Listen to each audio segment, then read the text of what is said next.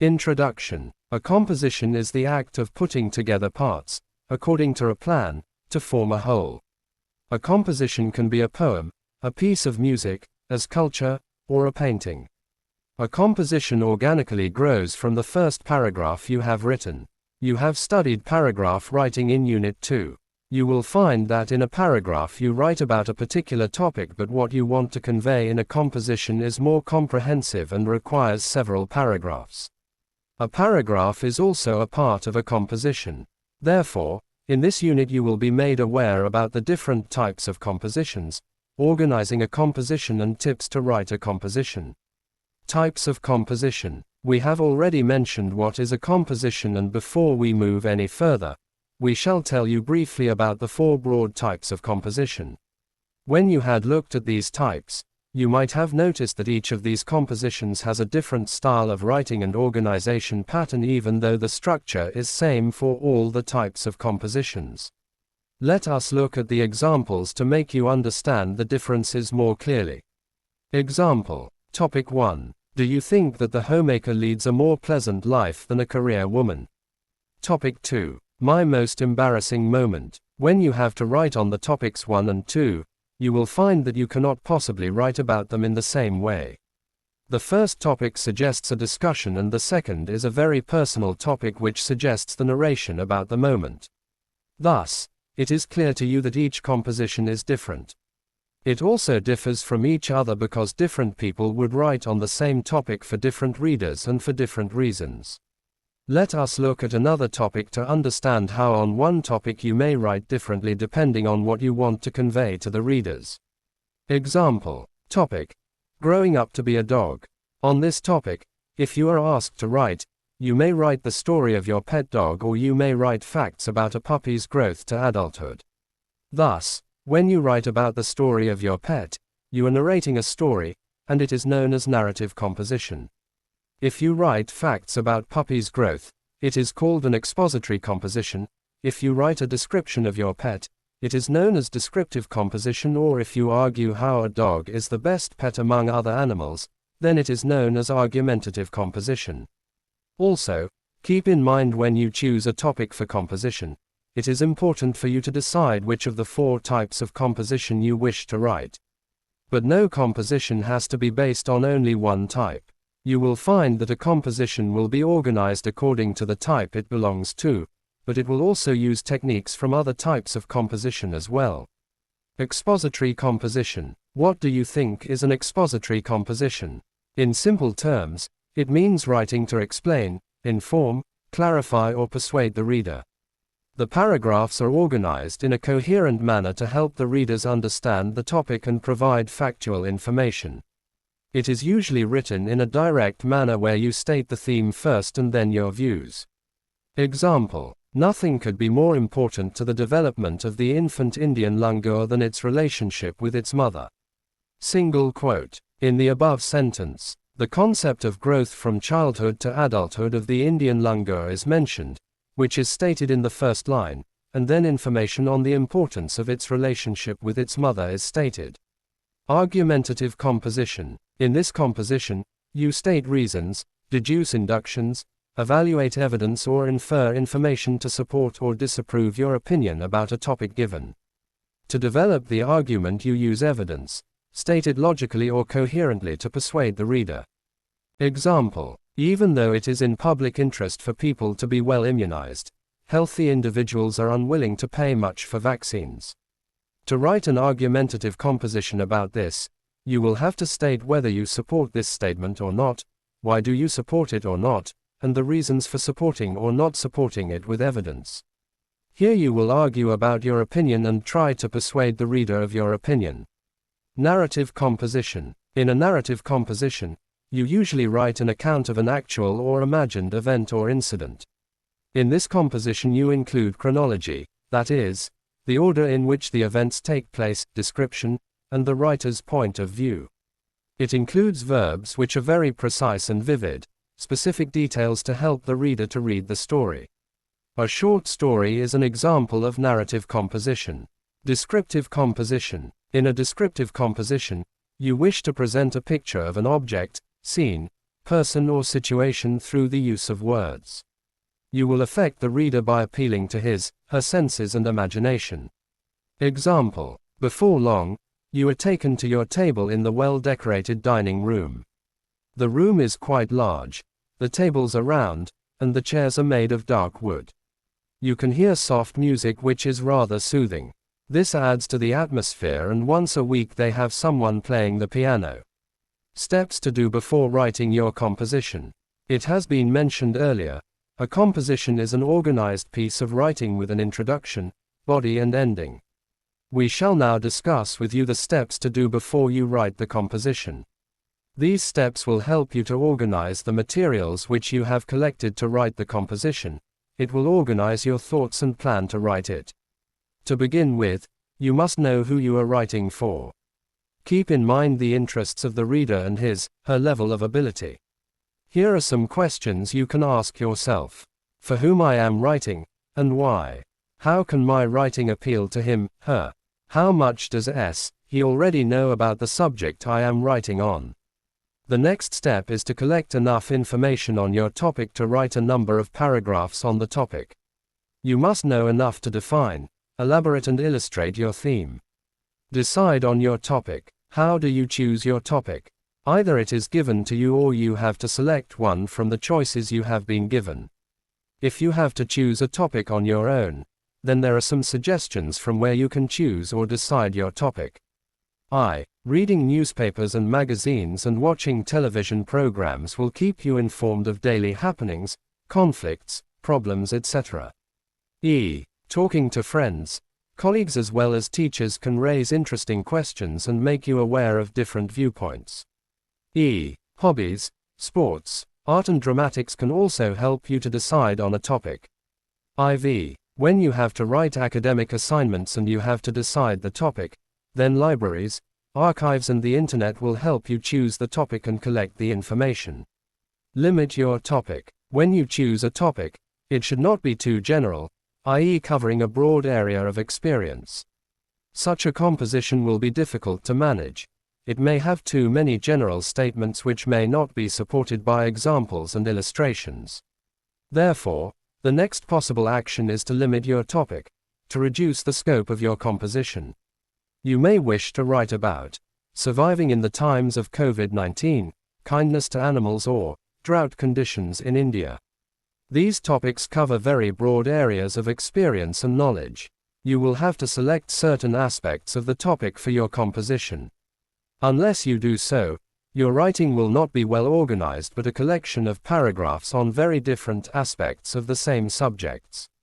Once the topic is limited, it should be stated very clearly in the opening paragraph. Then you can develop the main idea in the body of the composition. Example: imagine you have decided to write a composition on animals, but this is a very broad topic, it does not indicate which aspect of animals you want to cover, so narrow it down to wildlife, but that is too broad an area to write a composition, so it can be narrowed it down to the big cats. This topic is good but it will be difficult to cover all the big cats. Therefore, you can write the composition from another angle, i.e., writing about a particular animal, India's experience in saving the tiger, or specifically on the less well-known, the white tiger. Then you can write a nice composition with details, anecdotes, examples and illustrations. Gather and arrange the information collected. When you plan to write a composition, you will explore your sources of information to gather facts and arrange them according to some order. Once you have all the information in your mind, jot down all the points, facts, ideas, opinions, feelings and illustrations on paper and then arrange these in some order. This is necessary because not all the ideas you have jotted down will be directly related to your theme. Some will have to be discarded. You may also find that much of what you have jotted down is not worth writing about. Much of the information jotted down is commonly known and will only make the composition dull. There may be repetition of ideas. You may discover that you do not have enough details to write a worthwhile composition. Please keep in mind that the details and facts make a composition interesting. Also, besides all the sources available, You should be aware that your own thinking and self-exploration can be one of the richest resources available to write the composition.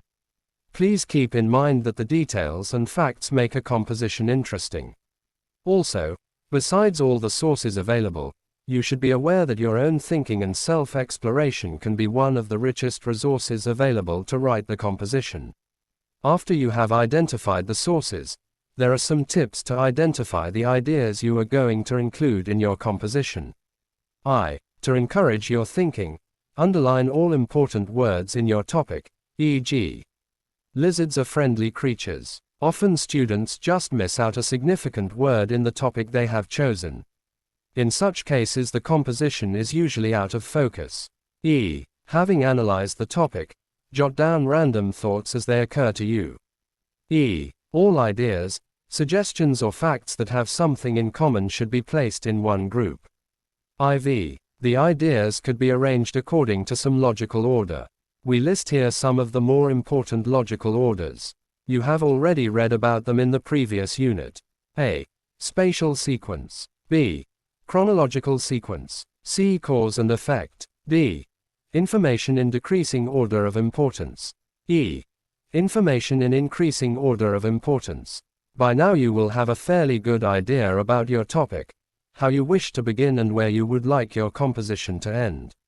You might even have a topic sentence written out, but do not start writing yet. You have to make your outline first. Example: grouping of ideas. Imagine you are asked to write on a topic, smoking should be banned in public places. The ideas on this topic can be grouped as follows. Group 1: how it is not good for health. Smoking is dangerous to health. Scientific studies.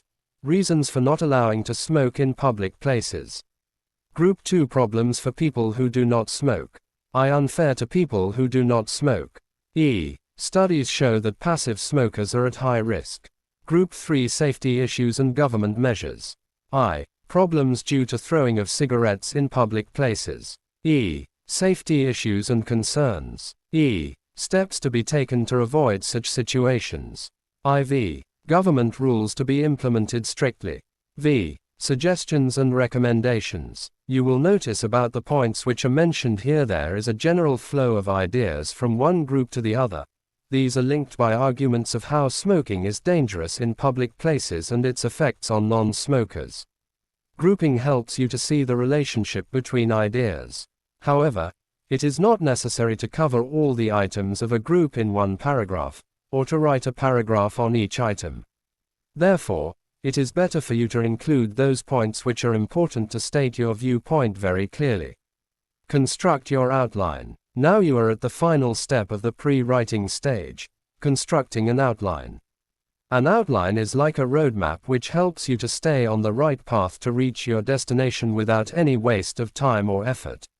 If you have prepared a good outline, you don't have to fend for ideas. You will not stray away from the topic. It will help you to state your points briefly without repetition. A sample outline. Introduction. Humans are responsible for progressive destruction of environment. They must change their attitude and work harder to save their environment. Body. 1. Humans responsible for environmental damage, politically, industrially and individually. A government does not plan use of resources. This causes waste and pollution. B. Privately owned industry causes waste and pollution as it aims at large profits with small investments. C. Through needs, carelessness and laziness, individuals cause damage to the environment. 2. Government, industry and individuals are now beginning to realize that they should prevent further damage. In collaboration with international agencies, through enactment of laws, government is trying to save the environment. B. Industrialists must accept responsibility for recycling waste, and using safety measures to prevent pollution. C. Individuals and groups are working in research laboratories to discover the causes of pollution and the means to save the environment. 3. What is being done is not enough. A government must enforce its policies and laws strictly. B. Industrialists must widen the goals to include social and national interests in building up pollution-free industrial environment. C. Media should educate the public about the concern for the environment. Conclusion. Humans must no longer look upon themselves as the master of their environment. They are absolutely dependent on the environment for their survival. Factors to keep in mind before writing your composition. To understand how a composition is written, you will need to study its major components: the beginning, the body, and the conclusion. However, before we come to the actual composition itself, let's give you a few guidelines for choosing a proper title for your composition. The title should be clear enough, short and to the point, so that the reader is sure of the subject and the ideas it reflects. It should arouse interest and make a person want to read the composition. The beginning. The beginning of the composition is also referred to as the introduction, the introductory paragraph, or the opening paragraph. It is not necessarily limited to one paragraph. It can also be one sentence or 2 or 3 sentences depending on the topic and the length of the composition. The opening paragraph should state the subject or the main idea of the composition. When you write the opening paragraph, you can write it in a number of ways, depending on the purpose of communication. Does it seek to explain, argue, narrate, or describe? For instance, if you are writing an expository composition, you will state the topic immediately and exactly. This requires a business-like approach, and you should come straight to the point. Example: nothing could be more important to the development of an infant Indian langur than its relationship with its mother. In this opening sentence, even without the title, you can make a correct guess about the subject of the composition and how it is going to develop. Not only is the main idea clear, but the topic is also indicated in the opening paragraph. The beginning also gives an idea of how the rest of the composition will be organized. Let us look at another introduction. Science has obviously multiplied the power of the war makers. The weapons of today can kill more people more secretly and more unpleasantly than those of the past. Here too you know how the composition will proceed. You need to keep in mind the following points when you write your introduction. The opening should arouse the interest and curiosity of the reader. It should take you straight to the point of the topic you are writing about instead of beginning with broad general statements. Example: many people are involved in the building and setting up of a new office: architects, bankers, bricklayers, carpenters, electricians, and so on. Begin your composition with a short, factual sentence which will make the reader think about it and want to read more. Example: some teenagers live in a world of their own. Amuse the reader by a funny remark, an anecdote, or a simile, metaphor, analogy, or a quotation. Example: America has 1,000 lights and weathers, and we walk the streets. We walk the streets forever. We walk the streets of life alone. Metaphor: my mother was always throwing out new ideas. Some of them were rather wild, others were so simple and sensible that they very nearly amounted to genius, but the application of them was sometimes rather autocratic, witty. Now you have read how to write the beginning of any composition. Keep in mind you have looked at merely one part of the beginning, which is how to catch the attention of the reader. This is known as lead. The other 2 parts are bridge and the thesis statement. The bridge connects the lead to the topic and it consists of connecting sentences. The last part is the thesis statement, which tells your reader the main points that you will mention in the essay. Look at this example. We know chapatis by different names: roti, fulka in India and roshi in Maldives. It is an essential part of daily intake in most of the Indian houses in North India, led. It is usually prepared with water and wheat flour. In India, you will find different varieties of chapatis. Some are made from flour or chickpea flour or white flour. It is very popular all over India, but the major problem faced by many young Indians is how to make chapati round and keep it soft, bridge. This can be easily solved with the help of tips and techniques used by experienced women who make 50 chapatis a day in an Indian household. Thesis statement. The body. Your opening paragraph has stated the topic, limited it, and in doing so, has aroused the interest and curiosity of the reader. Now you have to tackle the body of the composition. Here your concern should be to develop the topic and to concentrate on the use of language to express your thoughts clearly. Only then will the reader be able to follow the ideas in your composition. At the pre-writing stage, you have read how to group your ideas and write an outline. What you further need to know is how to use language to make your ideas lucid. You can do it in two ways. To use signposts, phrases or words which enable the reader to follow the writer's thinking. But the question will be, how do you recognize a signpost? Topic sentences of paragraphs become signposts through a composition. Other signposts are words or phrases which tell the reader about the sequence or design of the composition. What you have done, are doing, will do next or later, will not do at all. The expressions firstly, in the first place, secondly, further, for example, act as signposts. Paragraphing and indentation of quotations also act as signposts to the reader. Example: mobile phones should be allowed in the schools due to various reasons. Firstly, it helps to contact the children in case of emergency. Secondly, it helps to get information from apps and tools which would help them to fare better in studies. The first phrase, due to various reasons, is a signpost. It indicates the feeling of the writer about the subject. He is giving reasons for mobiles to be used in the school. The phrase, firstly, in the second sentence, and the word, secondly, in the third sentence, are both signposts to the reader telling him, the reasons for allowing the use of mobile phones. To use inter-paragraph transitions, words or phrases which tie the beginning of a new paragraph to the one that goes before it. For example, repetition. At the beginning of a new paragraph, pick up a key word or phrase occurring at the end of the preceding paragraph. Example: but the element which is constant and common in all of them is change. Change is the master key. The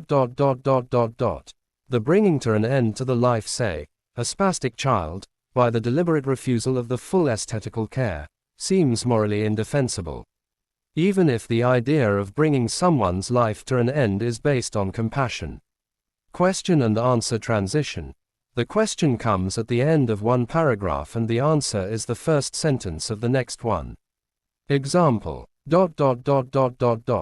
why cannot we be honest and say whatever comes into our heads? The answer is that we are not good enough. The opening sentence summarizes, in a subordinate phrase or clause, the idea of the previous paragraph, the main clause which follows the topic of the new paragraph. If and while clauses are generally used in such cases. Example: if we were to measure freedom by standards of nutrition, education and self-government, we might rank the United States and certain nations of Western Europe very high. Pronouns such as it, this, that, these, those, can be used to refer to a key noun of the last sentence of the previous paragraph. At 4 weeks, tripping over itself, it ventures forth and discovers the world, or at least that part of it within a safe 3 or 4 feet of its mother. As its excursions into the world grow bolder, the maturing infant Indian langur begins to encounter age mates. Words and phrases showing logical relationships can be used to link paragraphs. Some of these expressions are therefore, however, but, consequently, thus, and so, even so, on the other hand, for instance. Example: the sight of the dog, the faithful sentry of the previous night, being finished of in that brutal manner was somehow more horrifying than many things he had seen in the war. But, as a soldier he could see the reasons why the dog had been killed. The ending. You have developed the topic through your composition, and you have mentioned all you want to write, and you feel now that the composition should end. So, you should end it properly with a concluding paragraph. As the beginning, so is the ending important, and the reader tends to remember it. You should be aware that whereas the beginning of a composition introduces and excites, the ending should tie it up, round it off, or summarize the main idea. Example: present-day insects have spread to every habitable area on the face of the globe. This is the opening sentence of a composition on insects which is developed through successive paragraphs. When you will read the ending of this composition, you will see that it is done by summarizing the discussion and stressing the theme of the composition. Wherever there is sufficient moisture, warmth and food to support life, there the insects are well established. Both in the number of species and in number of individuals, the insects exceed any other visible form of life on the earth. In a descriptive or narrative composition, the end comes naturally at the end of the description or narrative. Example: this is the beginning of an article on the traveling theatre of Maharashtra. They're always on the move, but they are not nomads. They are the Tamashawalas, the traditional performers who bring a few moments of undiluted happiness. The ending of this composition is suggested through new beginnings. Performance over, they return to their worn-out tents and shoddy existence. With the next sunrise they are once again on the move, dishing out dreams in the form of entertainment. Here are some other ways in which composition can end, depending on your purpose and in what way you wish to influence your reader. An ending can suggest a remedy or a course of action. An ending can offer a value judgment. An ending can include thinking ahead based on the discussion in the composition. When you write a concluding paragraph, do not start the concluding paragraphs with phrases such as, "Now I will conclude with," "Now I end up saying." They reduce the force of the idea presented in the sentence that follows. Also, do not introduce a new idea in your ending paragraph. The ending you have written should strengthen the ideas you have presented in your composition. Revision. As a writer, you will benefit greatly if you pause frequently to reread your drafts. Rereading often leads to further discovery. You may add an example, choose different vocabulary, add or subtract ideas, etc. You will often find that rereading leads to substantial rethinking and revising, and this certainly improves your composition. Of course, errors of grammar, punctuation and spelling also need to be checked. It is also a good idea to have someone else read your draft if they are willing. They will give you another perspective that you may be missing. Finally, learn to reflect on your writing. Ask yourself questions such as, is my essay interesting? Will it be clear to my reader? Is the paragraphing adequate? What examples can I add to make my point clearer? And so on. Let us sum up. These are some of the points which we have touched upon in this unit. You should choose a topic about which you know a great deal. You should know who your reader is. That is, you should be aware of his, her level of understanding, interests and needs. When choosing a topic, you must know your sources of information. To do justice to your topic, you must limit it in such a way as to make sure your composition reads smoothly and will cover the theme fully. It is only after limiting the topic that you start collecting and ordering your data. The grouping of ideas should follow a logical sequence. The outline is the most important part of the pre-writing stage. The beginning of the composition tells the reader about the subject matter. The writer should make the opening interesting by plunging straight into the theme if possible. The beginning of the composition includes beginning known as the lead, bridge and the thesis statement. The body of the composition develops the main ideas. Some of the techniques of development are illustration, description, definition and elaboration. Different types of composition require different techniques. The ending or conclusion of a composition should not come suddenly. There are several ways in which you can give a satisfactory ending to your composition. Revise your first draft to check for errors.